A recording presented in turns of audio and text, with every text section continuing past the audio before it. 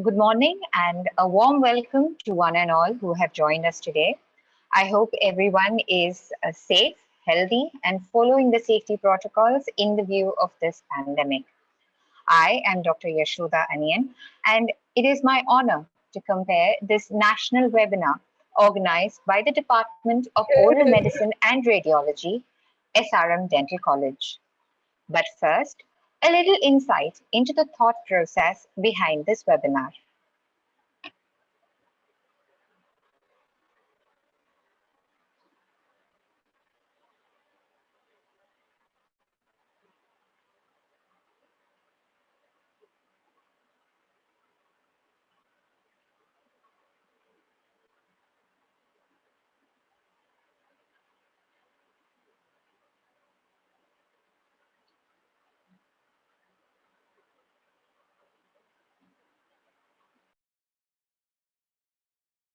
Sharper than ever, stronger than ever. Let knowledge be the guiding light for a brighter tomorrow. Introducing CDE webinar series organized by Department of Oral Medicine and Radiology, SRM Dental College, Chennai.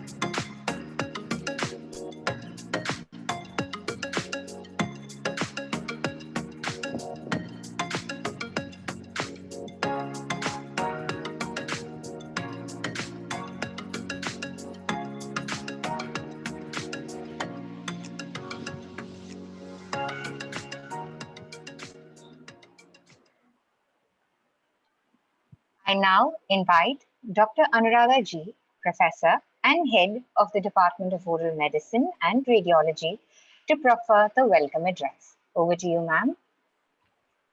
Yeah, a very good morning to one and all of you present here.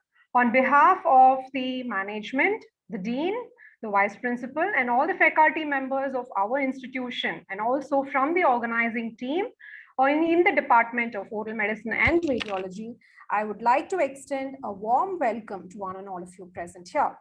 Hope all of you are in the pink of health and good spirits. It is indeed heartening to know that many of us would have used these lockdowns to write a lot of academic manuscripts to fulfill our academic obligations of teaching. Now, when we prepare manuscripts, we want all these research work to be published and not just lie in the gray literature. And we as academicians and researchers go in for submitting our work in various journals. When we look in for journals, we look in for a high impact factor, for a good indexing, for a good peer review, and also we look in for the article processing charges. Now, many of us during this process would have undergone a lot of rejections, acceptance, resubmissions, revisions. And when we talk about rejections, I think most of us would have faced, and that includes even me. So this webinar will basically concentrate on the tips and the tricks to write a well-structured manuscript so that it gets easily accepted in various of our journals we submit in. So without much delay, I would like to welcome Dr. Deepti Bhatnagar, who is a close friend and my senior in post-graduation to this webinar platform. She is currently the editor-in-chief of our prestigious Journal of Indian Academy of Oral Medicine and Radiology. I welcome you, Deepti. Now, without any further delay, I would like to tell Kannan to introduce the speaker.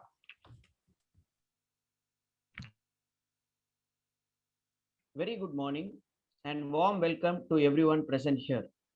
On behalf of the Department of Oral Medicine and Radiology, SRM Dental College, today I introduce the speaker for today's webinar is Dr. Deepti Bhatnagar. She graduated from DAV Dental College, Haryana in the year 2000. She did her MDS at Savita Dental College, Chennai in the year 2004. Now, she is currently working as a professor and head Department of Oral Medicine and Radiology at Rayat Bara Dental College, Punjab. She has numerous publications in various national and international journals. She has been invited as a guest speaker and has presented scientific papers at various national and international conferences. She has also held the vice presidency post in the Indian Academy of Oral Medicine and Radiology for past 2 years and also been an executive committee member for 2 years. Presently, she is the editor-in-chief of our prestigious specialty journal of Indian Academy of Oral Medicine and Radiology for the year 2021. Welcome, ma'am. All the participants, you are requested to post any questions that you see during the session in the chat box. Dr. Deepti, ma'am, the platform is all yours, ma'am.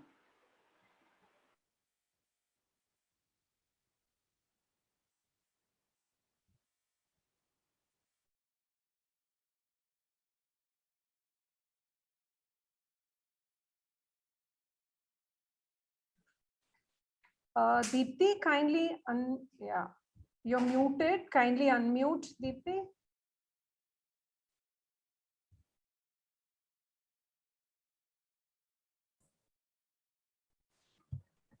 Yeah. Good morning, one and all present here. Thank you for the warm welcome. I would like to thank the management of SRM Dental College and my friend Dr. Anuradha and all the faculty members of the Department of Oral Medicine Radiology, SRM Dental College, for giving me this opportunity to speak in front of all of you. I am extremely pleased for giving this opportunity to me. I'll start off with my presentation.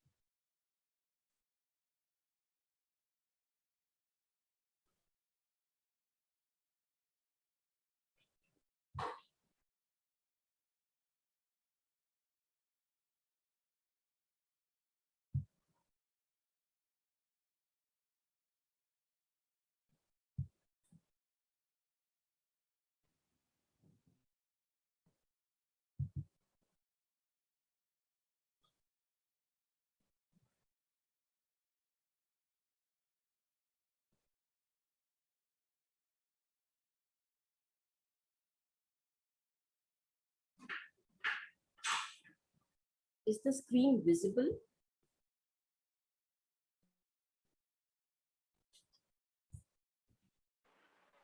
Yes, Deepti, you can start screen sharing.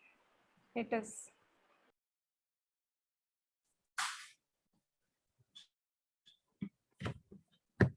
So the topic for it today is the recipe, how you are supposed to prepare a good manuscript, many journals' point of view. Why, first of all, we write and we publish research papers to share the research findings with the hope of improving our knowledge base, to get fundings, to get promotions, to get recognition, knowledge sharing, and achievement. It's an achievement. What should we publish? To emphasize, we should only publish original results and methods, articles that enhance the knowledge and understanding in a particular scientific field, reviews of particular topic of interest. What should not be published? Out of date work, repetition of the previously published work, work which has no scientific value. What is a manuscript? A manuscript is a research work which a researcher writes and submits to the journal publications. Manuscripts must adhere to a specific language and format to communicate the results to the professional community, whilst adhering to the ethical guidelines. You should know your audience. Who is going to read your work? You just can't make anyone to read whatever you write. And if you do not pitch your paper properly, you can reduce its potential impact. Never assume too much knowledge on readers' parts. One of the acceptance criteria is research with broad relevance. So while your readers will likely be from the healthcare fields only, but they will not be experts in your field. What are the things to be considered before writing any paper? First of all, when you're writing the paper, that particular topic has a significant advancement being made. Did the experiments test the hypothesis? Are the controls appropriate and sufficient? Can the key message be written in 1 or 2 sentences? Tables and figures, are they self-explanatory? Are they clear and concise? Read the references, are they in appropriate format? And which will help you in choosing your correct journal also.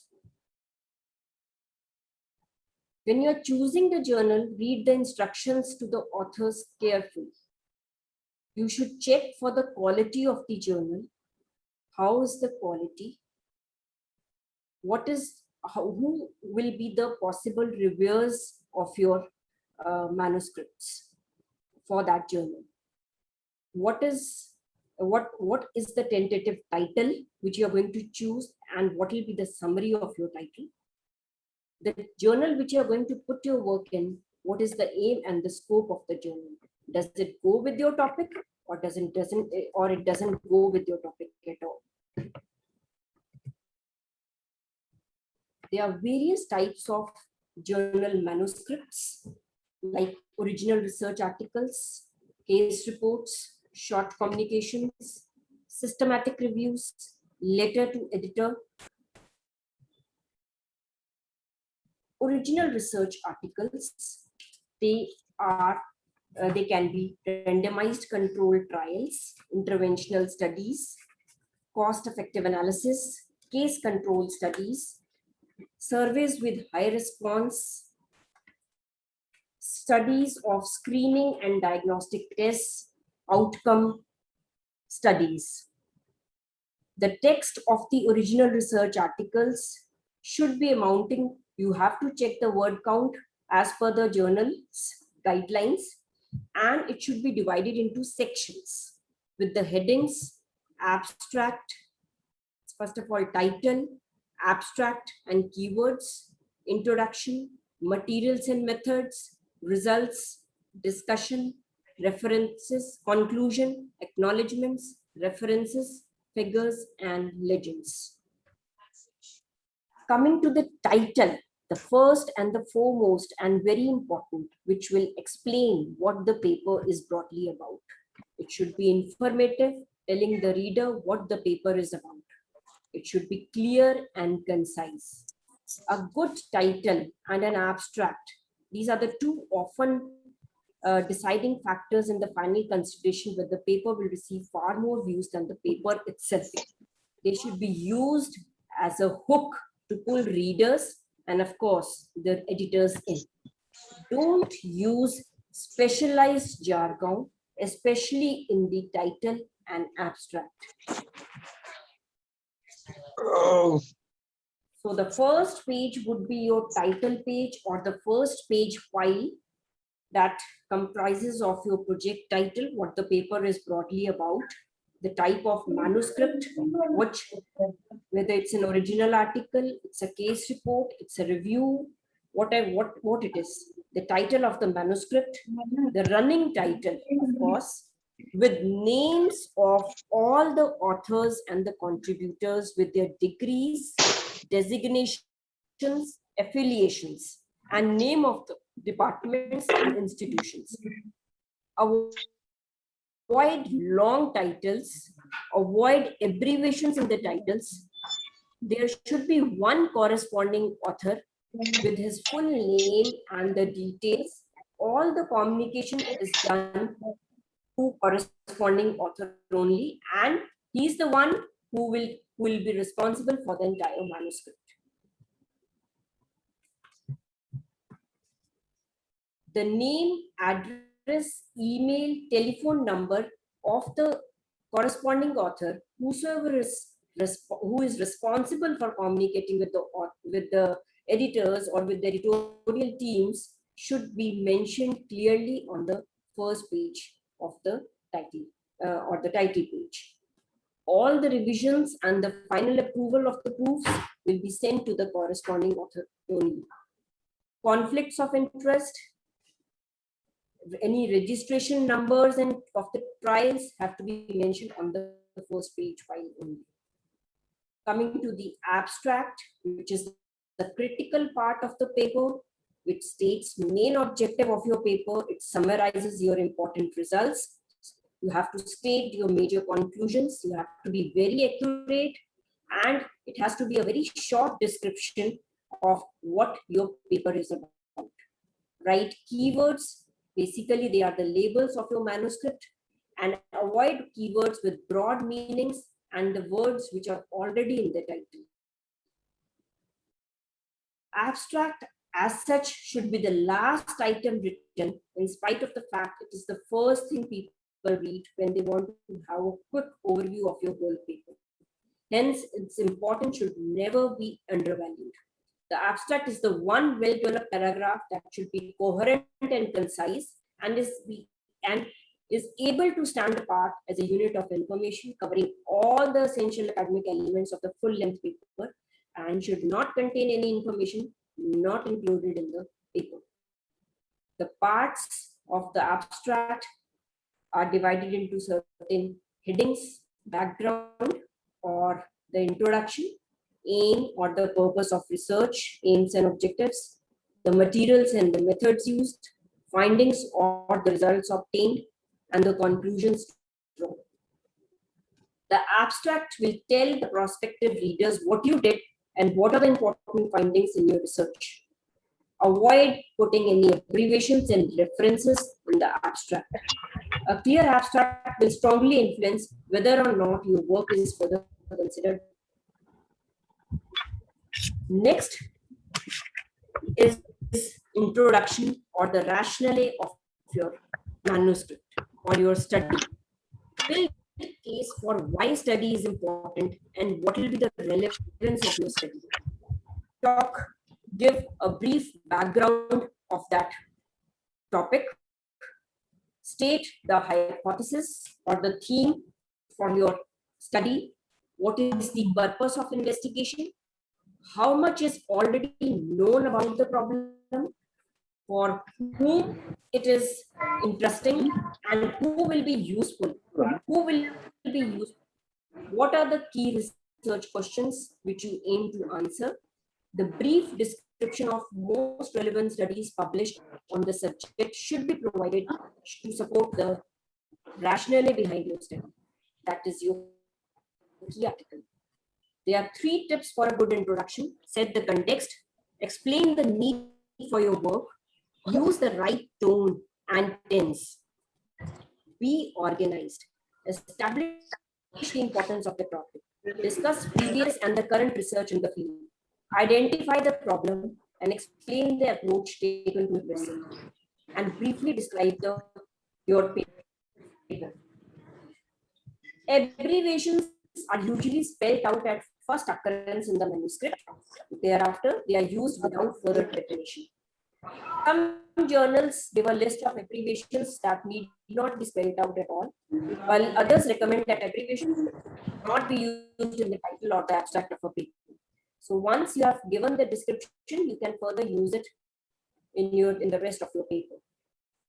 Why we do literature search? To assess the need of the topic, to generate the hypothesis and the research question, to decide the objectives, to devise the methodology, to discuss the findings of the study in the light of other studies, and to write up the review of literature.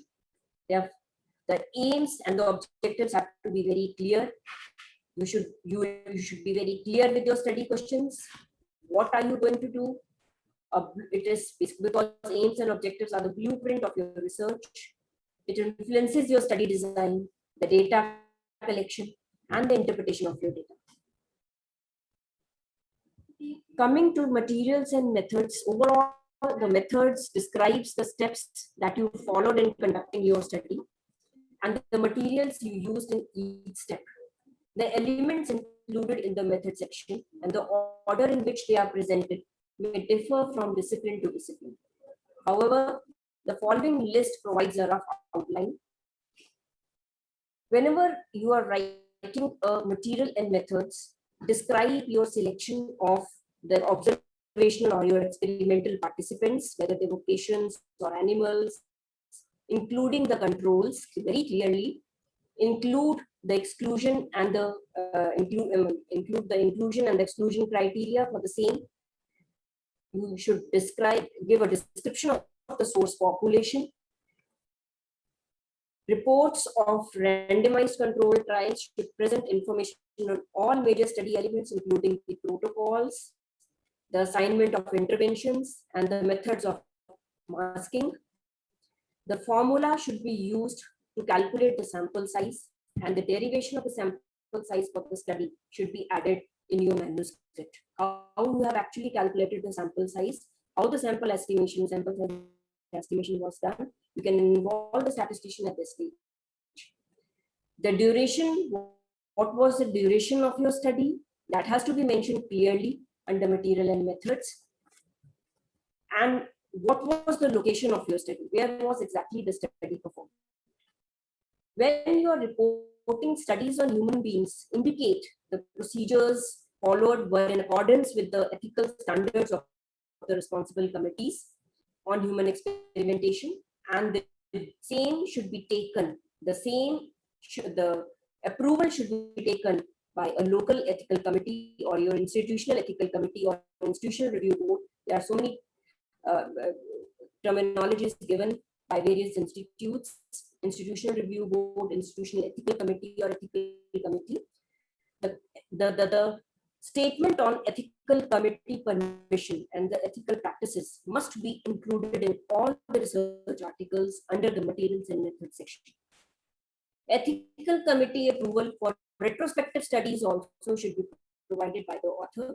The written informed consent should be presented by the author along with the ethical committee permission.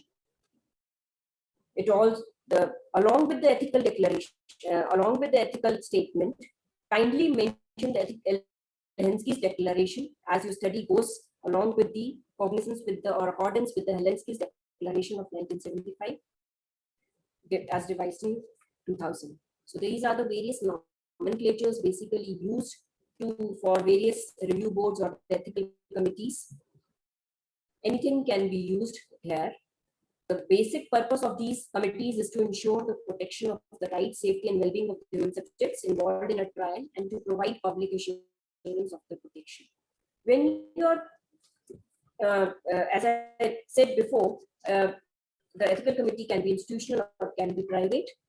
When you're submitting any clinical trials, The journals would publish clinical trials only that have been registered with Clinical Trial Registry of India, and the same can be the details of the same can be seen on the below mentioned websites. Kindly, after taking approval from the Clinical Trial Registry, mention the Clinical Trial Registry number also in your manuscript. The declaration of Helsinki has to be mentioned in material of methods.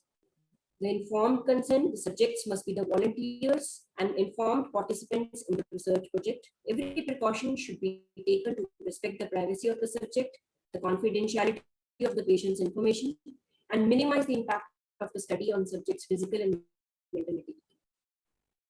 For research subjects who are legally incompetent, physically or mentally, and are incapable of giving consent or is minor, the consent has to be obtained from legally authorized representative. If you are putting up any of the radiographs or scans, kindly hide the patient's name and the details from those pictures. What was the inclusion and the exclusion criteria, the restrictions, the limiting conditions, the detail of the procedures followed, the materials followed, the materials used. Basically, if you are using any apparatus or any methods, write the manufacturer's name and address and procedures in sufficient detail which has helped you in producing your results. Statistical analysis has to be done, and has to be which statistical analysis we have followed, that has to be mentioned in material methods. The language used in the method section is slightly different from the tone of the rest of the paper, as this section consists of descriptive facts and it is primarily written in past tense and in passive voice. Ensure the flow of reading from sentence to sentence and paragraph to paragraph. The person who is reading your manuscript should have a good flow, and there should be no obstruction, like explaining the steps involved in the methodology will improve the flow of the reading. Unnecessary punctuations and repetition of ideas or the information can impede the flow of the reader. Coming to the results, and what have you found? Present your results always in a logical sequence, in the text, in the tables, in the illustrations, giving the main or the most important findings the first preference. Do not repeat in the text if the data is present in the tables or in the illustrations. Emphasize or summarize only the important observations. The statistical details have to be mentioned in the results. Do not repeat the in detail data or the material given in the introduction or the result given in the introduction in the results section.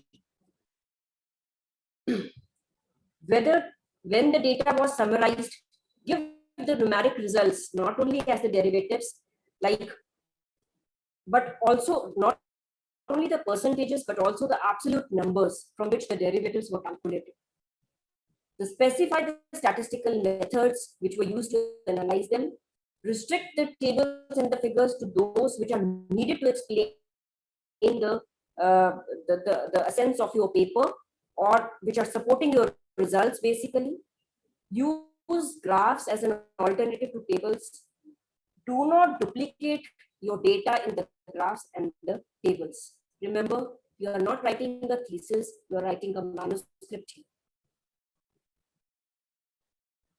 The entire statistical analysis details have to be mentioned. Which software was used, which computer software was used, and which version was used. Use upper italics.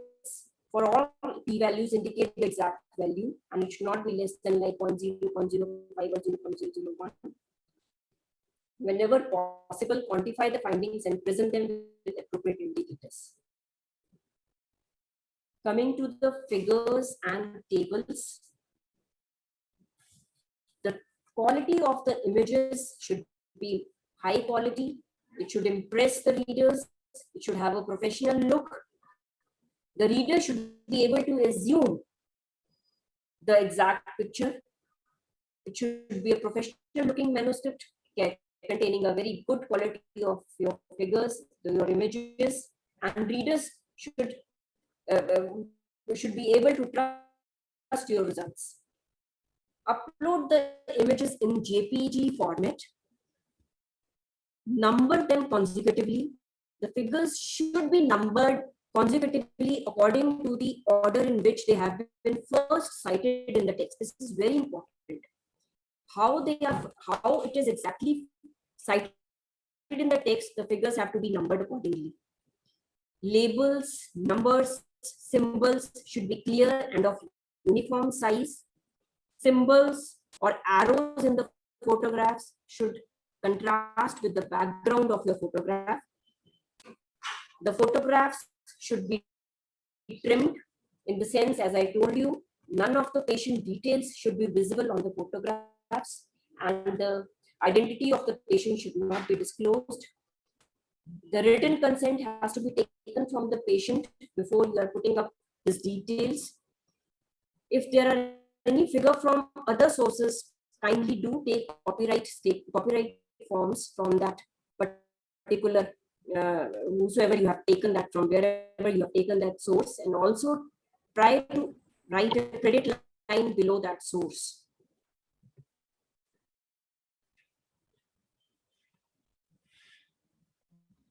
Images help the readers to visualize the information conveyed by the authors. So sometimes it is even difficult for the authors to convey it in words. That's why images, they help in achieving the accuracy needed for a manuscript. You can include scale bars, you can label the important parts, you can mention the meaning of different colors and symbols used. And whenever you are uploading any graphs or scattergrams, kindly provide them in the MS Excel format. Graphs convey large quantity of data. The goal basically is to show the statistical relationship between two or more items. Consider, label all the axes, label all the data units, specify the units for the quantities, and use a legible font size. Any of these diagrams, pie diagrams, bar graphs can be used. Tables, coming to tables, these are the very effective way to communicate the large data. Your tables should be self-explanatory and should not duplicate your text material. Tables should be clear, should have a clear and concise legends. Number the tables in Arabic numerals consecutively, as I told you, in order of the first citation, how it is there in the text, and provide a clear and a concise legend below the table. Units should be provided legible font size. The font size should be legible. For footnotes, you can use symbols. No, if you are using any abbreviation in the tables, kindly provide the details of the abbreviations in the footnotes. Schematics can also be helpful in identify the key parts of your system or process. They should highlight only the key elements. Schematic representation can be used in a situation where it is difficult to capture or to use the images. Kindly make sure your figures, your images are prepared according to the guidelines of the journal the first time around, because some journals, they will charge you extra if you would like to replace the figures later on. And if the number of figures are more than the number which is the number which is permitted by that particular journal, they may charge you extra. So please go through the instructions properly before taking the figures and the images into consideration. Coming to the discussion part. Discussion is basically you are answering your questions which you have posed in the introduction. It's basically a summary of your key findings, your primary outcome measures, your secondary outcome measures, results as you relate it to your hypothesis, discuss the probable mechanisms here, discuss the weaknesses and the discrepancies here. What is new in your study as compared to previous studies? You need to make the discussion corresponding to your results. Remember, not to the studies. You need to make the discussion corresponding to your results. Avoid statements that go beyond what the results are supporting. Avoid sudden introduction of some new terms or new ideas here in discussion. Limitations of your study and the future perspectives should be mentioned under discussion. Most of the manuscripts get rejected because of weak discussion.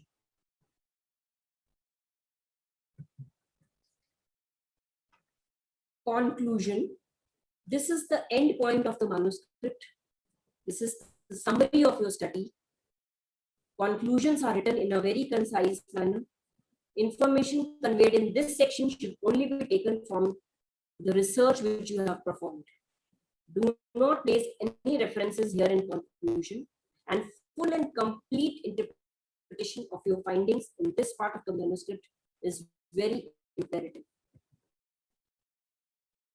The clarity of your thought is essential because misinterpretation of your results is always a possibility. Common error, what we do in writing a conclusion is repeating the abstracts.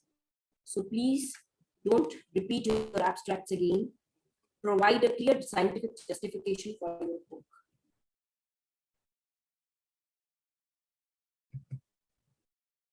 Coming to the references. The references are the last written, but very, very important. And most of the times, the references are not written in the correct manner. The references should be numbered consecutively in the order in which they are first mentioned in the text. It should not be mentioned in an alphabetical order. Identify your references in the text, in the tables, in the legends, by Arabic numerals in superscripts with a square bracket, and please do it after the placement of the punctuation marks. The correct and the consistent use of standard referencing is essential in producing a manuscript. Only relevant references should be included, which are related to your study. Read the references before you are referring that reference. Do not misquote. Use correct style and format as per the journal. Mostly the Vancouver and the Harvard styles are used. Avoid using abstracts as references. Do not overinflate the manuscript with too many references. Remember, it will not make a better manuscript. Avoid self-citations and excessive citations of publications from the same region. Kindly go through the instruction to authors which provide the detailed guidelines on references. Follow them very carefully, especially look out for the placement of all the punctuation marks. These are the various examples how we are supposed to quote the articles in the journals. The maximum number of authors which can be quoted are 6. If the authors are more than 6, you can put it down. The author name comes first when you are writing, when you are quoting an article. The author's name followed by the topic name, followed by the journal name, followed by the year of publication, the volume, and the number of the pages, the page numbers. If you are referring any book, the author of the chapter should come first, followed by the topic of the chapter name, followed by the editor's name of the book, the name of the book, the edition of the book, the place where it was published, the country where it was published, the publisher name, the year of publication, and the page numbers. Similarly, if you are referring any electronic sources, it has to be, write the author name first, the topic, from where you have taken it, from where you have downloaded it, and when you have last accessed it. When you have downloaded it and when you have last accessed it. Coming to the acknowledgements part, people who have contributed significantly in performing your study, in helping you, who have helped you in writing your manuscript, should be mentioned. The people who have assisted you technically, you can acknowledge them here, and from wherever you have taken any fundings, any grants, that can be acknowledged in the acknowledgement section. Research papers need strong evidence and noteworthy conclusions. So start by asking a big research question and form a logical argument. A good research article is a clear and compelling story that to be written with a chosen scientific publication in mind. When you're writing a case report, remember, it should be something new, something interesting, some rare case, some unique with great diagnostic or therapeutic challenge. It has to be a clinically significant case.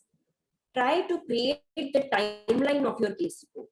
Most of the journals, they will demand the case reports, they will accept the case reports if they are according to the care guidelines.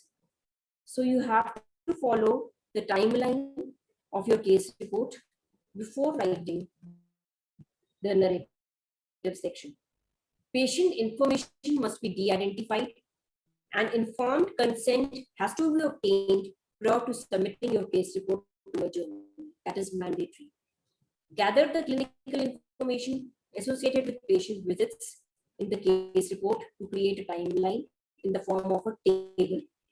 It's basically a chronological summary of the visits which the patient has made and which will make up the episodes of care from this case report. When did the patient first visit? What complaint he visited? Then what was done? Then what was done? Then what was done? So that's the timeline of your case report.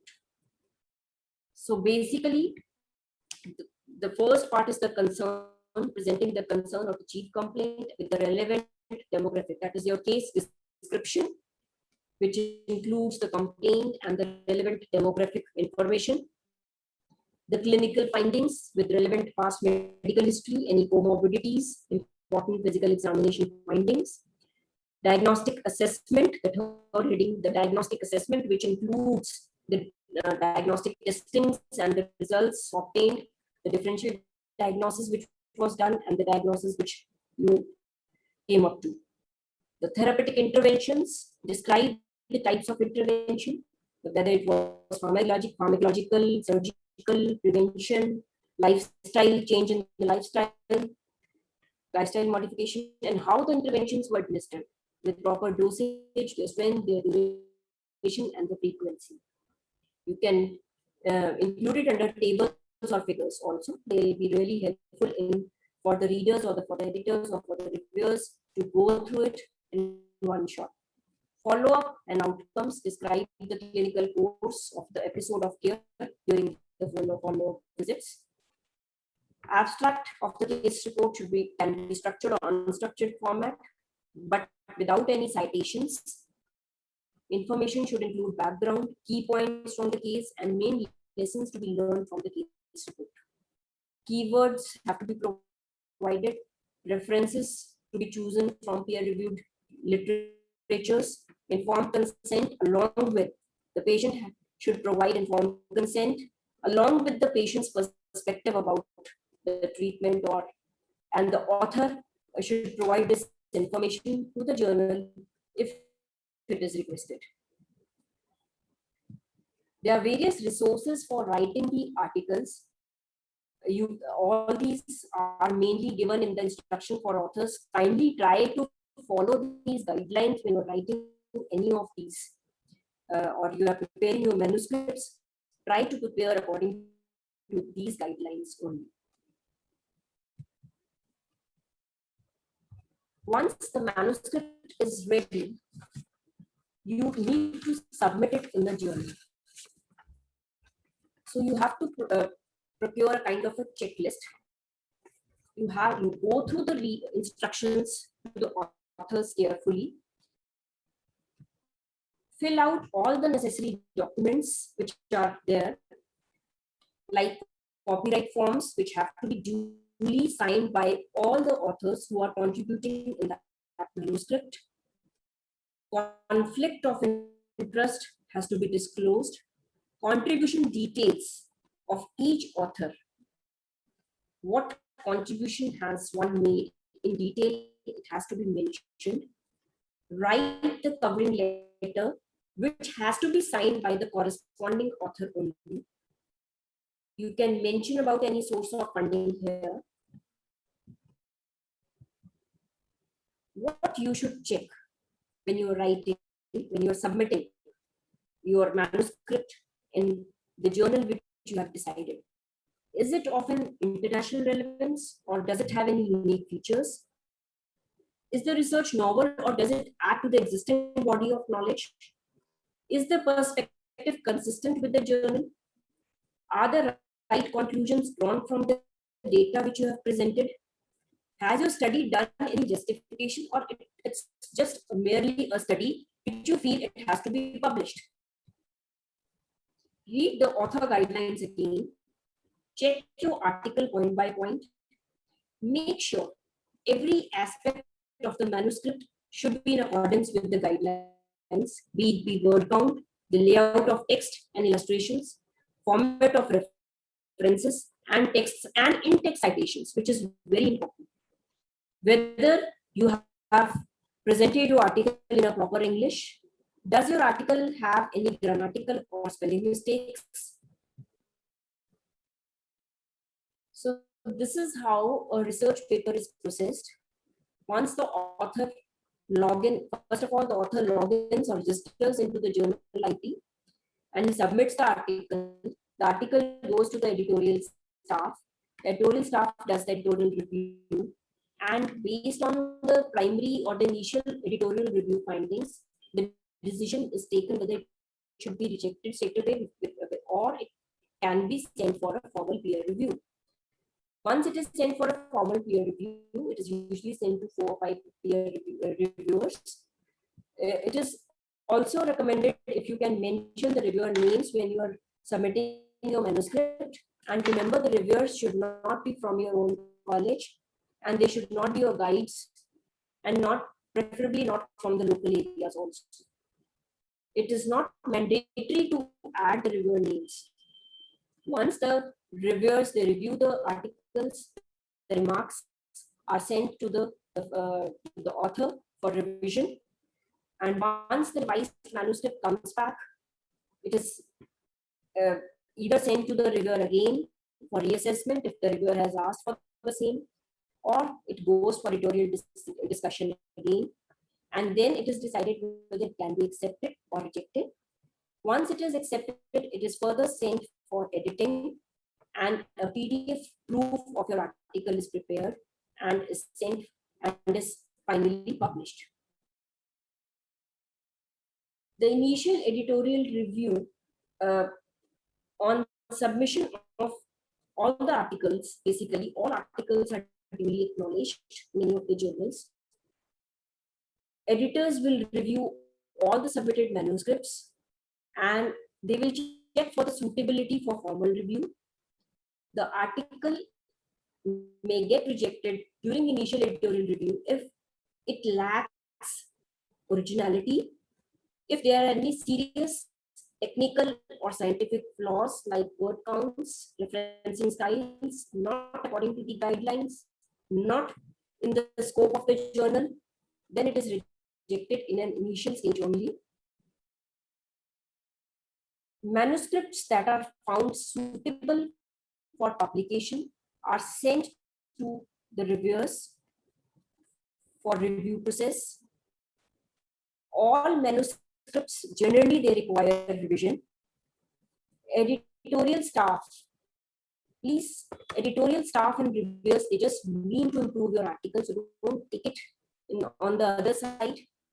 Revision of an article does not guarantee the acceptance after revision. The final call will be based on the reviewer remarks after the revised manuscript has been submitted. Revise the whole manuscript carefully other than the reviewer remarks only. Generally, the double-blind review process is followed where the identity of the reviewer, where the identity of the author is not revealed to the reviewer. And whereas similarly, if the even the author does not know which reviewer is reviewing the a particular manuscript. So double-blind review process is followed. Carefully prepare your responses as per the reviewer's remarks. Each comment should be addressed one by one, point by point, and each change should be highlighted in a different color. Once the manuscripts are accepted for publication, the manuscripts are sent to the production team. There is a production team who will copy edit your manuscript. They will do the typesetting of all your articles for your grammar, punctuation, print style, and format as per the journal style. The tables and the figures are arranged as per the journal style. The digital object identifier or DOI is generated for each article. Once it is done, the page proofs, this we call it as a page proof or the PDF proof, they are sent to the corresponding authors for rechecking for any errors. And once the author resubmits the PDF proof after checking all the errors, no corrections can be incorporated after this stage.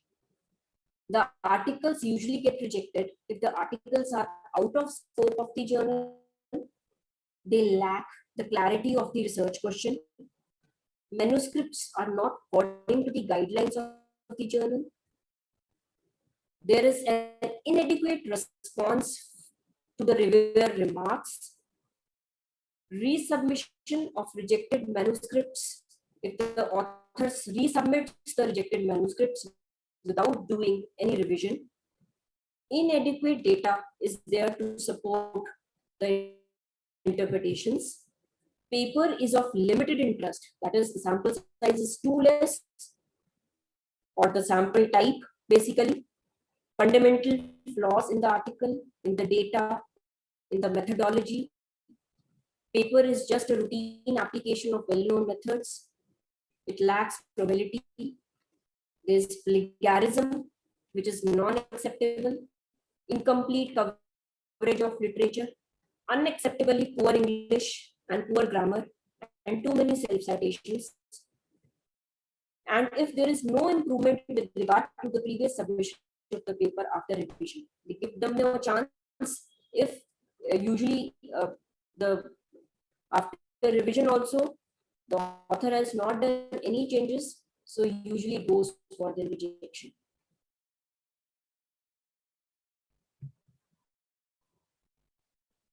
So the points to be noted here is all authors should participate equally. Only one is the corresponding author. Review the order of the data presentation. Redefine or polish the writing style. Double check the references.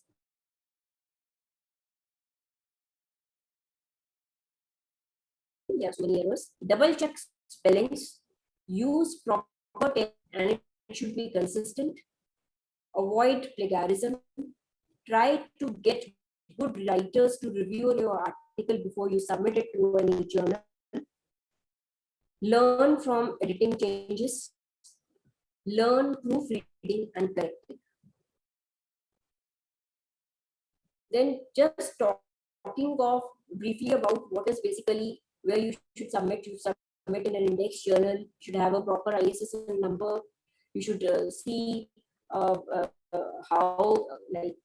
long usually the journal takes from the submission to the acceptance, or how long it takes to take a decision, how much is the impact factor of cost. So indexation of a journal is basically, indexing is basically a technical process of submitting or deposition of your published data into the recognized databases. There are so many recognized databases, as we all know, like PubMed, PMC, Scopus, Web of Science, DOJ, EBSCO, Medline. So we should see where that particular journal is indexed. Why is indexing important for the journal? Basically, it reflects its quality, higher scientific quality. Index journals usually have as compared to non-index journals. It makes the journal more authentic. It is accessible to wider audience. It increases the journal readership. It improves the journal's reputation as a reliable source of quality information. And any researcher or any author is increasingly encouraged to make his or her research data available, accessible, discoverable, and usable. How it will help the authors? Give credit for the work. It will give you credit for your work, what you have done. It will lead you to more citations. Your citation index will improve. It can boost your number of publications. It increases your exposure, and it may lead to new international. And it may help you leading you to need some new international collaborations. So to summarize my presentation, carefully draft manuscripts to share the original ideas and new discoveries with the professional community as well as to the general population. A significant amount of time and effort should be spent during the investigative stages, conducting the required research before it is released into the public. Therefore, the manuscript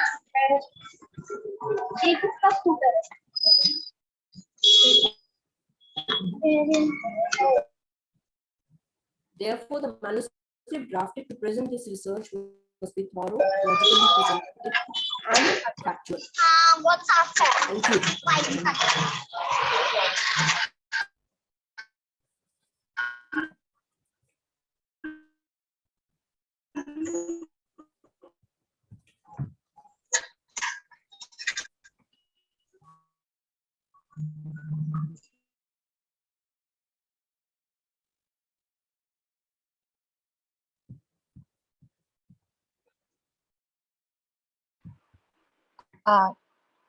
Thank you, ma'am, for that very insightful sharing of your perspective in on how to prepare an article.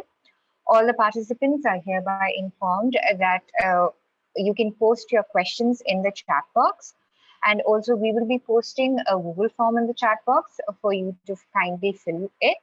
I now request Dr. Kritika, Reader, Department of Oral Medicine and Radiology, to take over the platform for the question and answer session. Over to you, ma'am. Thank you, Yashoda. That was indeed a wonderful presentation, ma'am. We are grateful to you for sharing your time, especially on a weekend. Now for the questions. Question by Dr. Praveena Raman. What is your take on the same publication points for all the authors in an original research when the study and the manuscript is completely done by the first author or the corresponding author? See, whenever you are submitting any article to a journal, basically there is a question which is, or the contribution form is there, contributory form is there. So basically that has to be filled by all authors, and the description of what was the role of those authors in performing that particular study, that has to be mentioned there clearly. I sometimes, when we feel there are so many authors which are of basically which are not from the same background also, I personally sometimes mail them and ask them regarding I try to take their contributions, and if it is justifiable, then we include them in the manuscript. Okay, ma'am. The next question is also from Dr. Praveena Raman. Self-citations might increase the visibility of our own work. Why should we avoid self-citations? Right, it's very right. citations will definitely will improve, but it will give a negative impact to the journal, and the impact factor of that particular journal will go down. So basically, we should try to avoid self citations from the same region. It is better.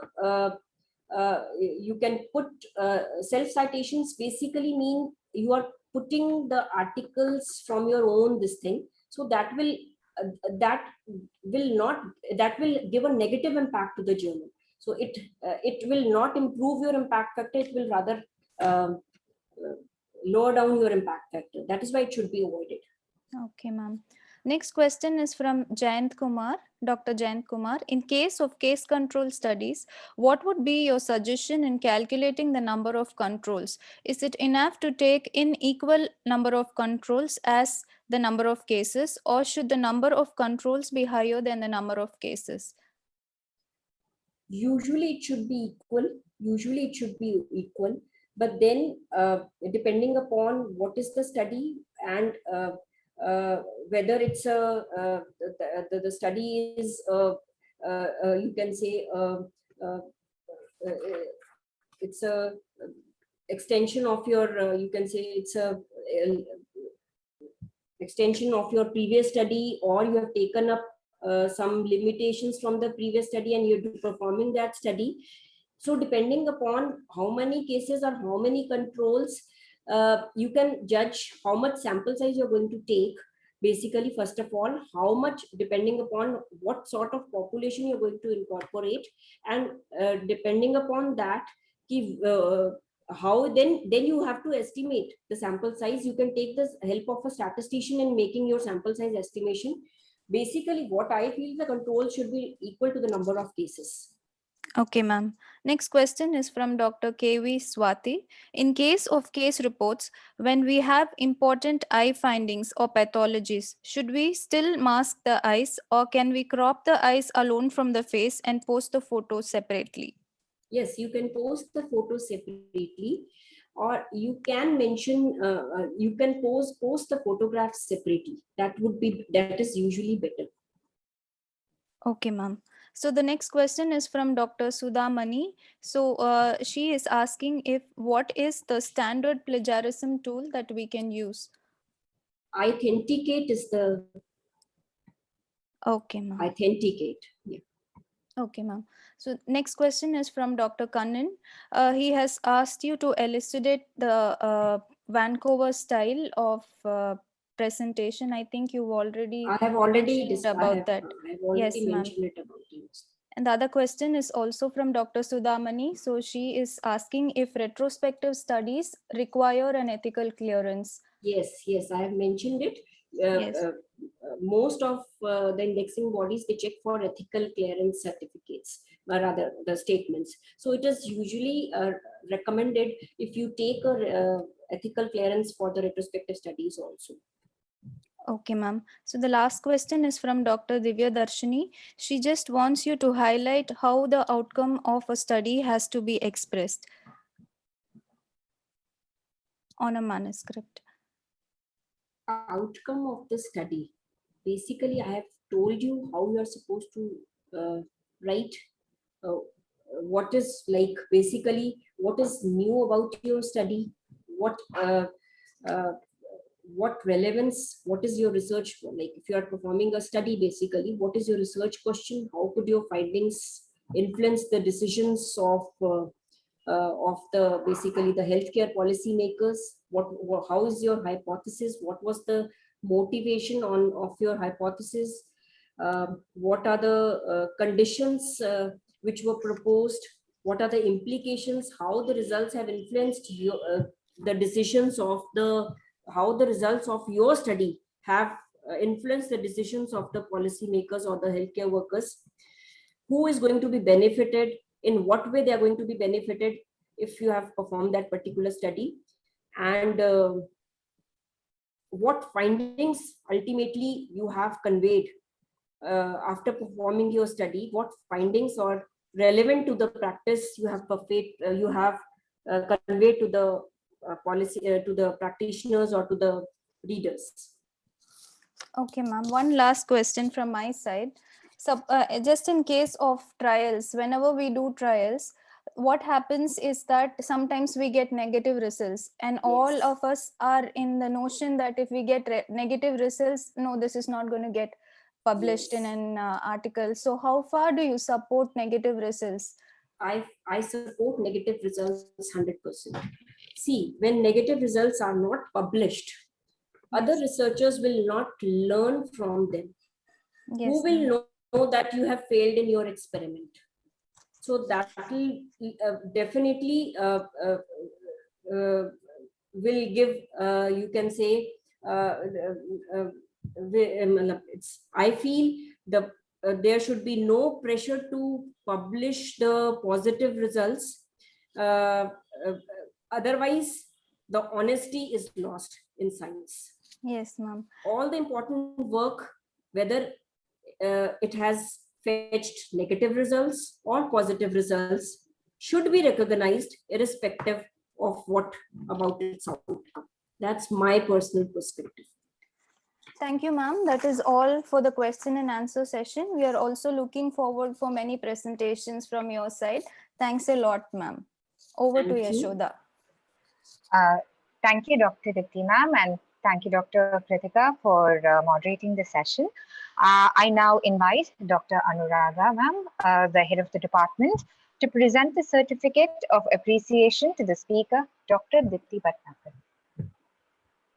Yeah, Deepthi, it was indeed a splendid presentation, Deepthi. Every part of it in the manuscript was so elaborately explained by you, and we are motivated to give you better papers from now. So we get more, acceptance in all our journals which we are going to submit. So this is a certificate of appreciation from the organizing team to you. So thank you, Deepthi, once again for enlightening us. Yeah, enlightening us with such a great presentation. We look forward for your presentations, for your articles. Yeah, Thanks you so a lot. much. Thank you. I now solicit Dr. Ashwin Chandraveni to propose the vote of thanks. Dr. Ashwin. Thank you, ma'am. It's my privilege to propose the vote of thanks on behalf of the Department of Oral Medicine and Radiology.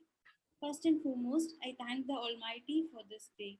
I would also like to thank the Chairman, Dr. Shivakumar, SRM Group of Institutions, Ramapuram and Trichy campus for his unwavering support in all our endeavors. I would like to extend my gratitude to the Dean, Dr. K. Ravi, for always encouraging us to put forth our best. I further extend a hearty vote of thanks to the Vice Principal, Dr. Rajkumar, for inspiring us at all the times. It's my immense pleasure to thank the speaker, Dr. Dipti Bhatnagar, for sharing us with insights on the subject. I also extend my thanks to the organizing team, headed by Dr. Anuradha Ji, for the seamless planning of this CDE program. My sincere thanks to Dr. Kannan, Dr. Kritika, and Dr. Yashoda for guiding us in every aspect. I extend my appreciation to the postgraduate students of the department for their sincere volunteering. Finally, and not the least, I thank the delegates for attending the CDE and hope you gain much knowledge from it. Thank you, everyone. Thank you, Dr. Ashwin. We thus conclude today's session of the national webinar. We hope this perspective inspires you to write more articles and publish them. Thank you for joining us, and stay safe, everyone.